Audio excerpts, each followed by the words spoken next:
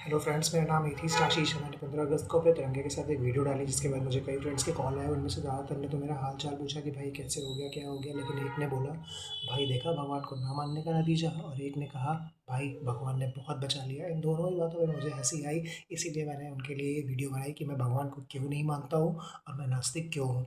वो बताने से पहले मैं आपको ये बता देता हूँ कि एक्सीडेंट कैसे हुआ है।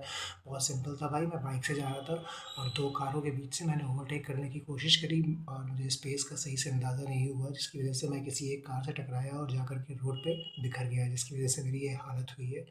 अब उन दोनों के हिसाब में से एक के हिसाब से भगवान जो थे वो कार में बैठे हुए थे जिन्होंने मुझे ठोका, और एक के हिसाब से भगवान वो थे जब मैं रोड पे पड़ा हुआ था वहाँ से मुझे उठा करके घर पर लेके आए। दोनों ही बातें काफ़ी फ़नी हैं, लेकिन भगवान कुछ नहीं है, कोई नहीं है।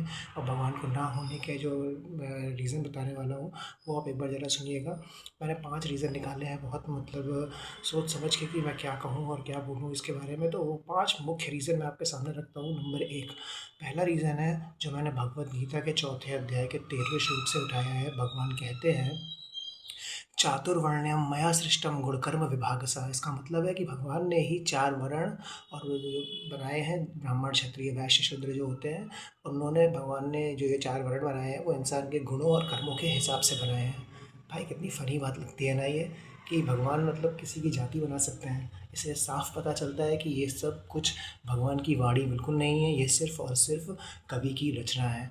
ठीक है, पहला रीज़न ये जो है जातिवाद का, जो बहुत बड़ा रीज़न है, जिसकी वजह से, इस श्लोक की वजह से इतने सारी जातियाँ अलग हो गई और इतने सारे लोग अलग अलग धर्मों में चले गए, और जिसकी वजह से आज इतना सारा दिक्कत भारत को झेलनी पड़ रही है। और जातिवाद एक बहुत बड़ा मुद्दा बन चुका है भारत के लिए। नंबर 2 पे आ जाते हैं, भारत का इतिहास और भारत का दर्शन, या फिर आप चाहे विश्व का इतिहास या विश्व का दर्शन देखेंगे, दोनों में काफ़ी सिमिलैरिटीज़ मिल जाएंगी, लेकिन दोनों में कहीं भी आपको भगवान नहीं मिलेंगे। इसका इससे साफ पता चलता है ये सब सिर्फ और सिर्फ मनुष्य द्वारा रची गई रचनाएं हैं और कुछ नहीं है। नंबर 3 पे आ जाते हैं, वो है विज्ञान।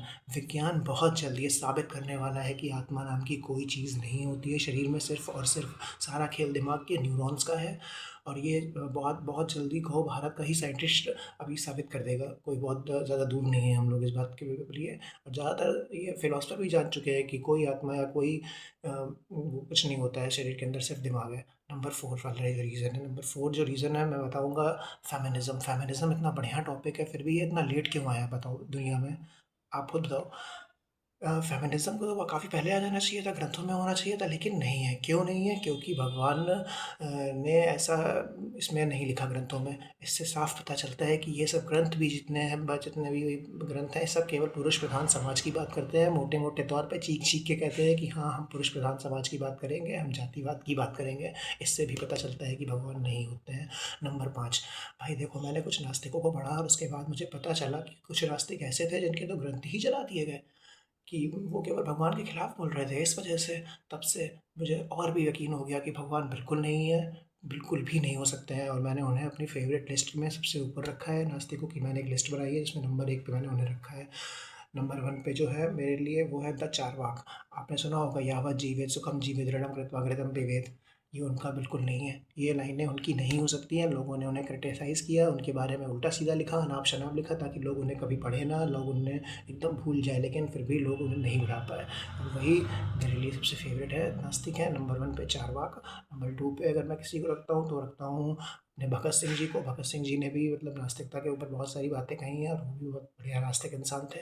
नंबर 3 पे मैं रखूँगा जावेद अख्तर साहब को, और नंबर 4 पे मैं रखता हूँ ऑब्वियसली इलॉन मस्क को। बस इतना ही सा मैसेज था। Thank you.